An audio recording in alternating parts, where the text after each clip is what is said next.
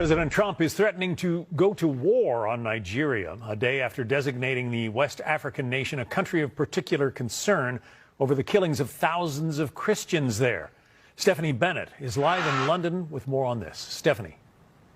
Hey, John. Yeah, the president has been very vocal in the last 24 hours on Truth Social. I want to read you just a couple excerpts of one that came out 5 minutes ago. The president said, quote, "If the Nigerian government continues to allow the killings of Christians, the USA will immediately stop all aid and assistance to Nigeria and may very well go into that now, quote, disgraced country, guns a-blazing," he says. He is then hereby instructing our Department of War to prepare for possible action.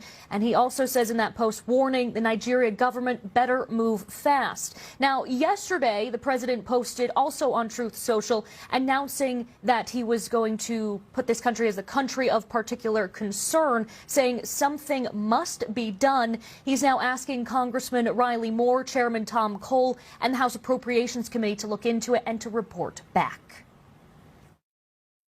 I think this is going to make a huge difference, and we're going to get right to work on this and get to the bottom of what's happening and give President Trump a full menu of options that we can use to try to stop these killings. Yeah, and Moore says there's about 15 possible options, including suspension of security assistance and targeted sanctions. Nigeria is, of course, considered one of the most dangerous places in the world to be a Christian, according to the well-regulated Open Doors International Group.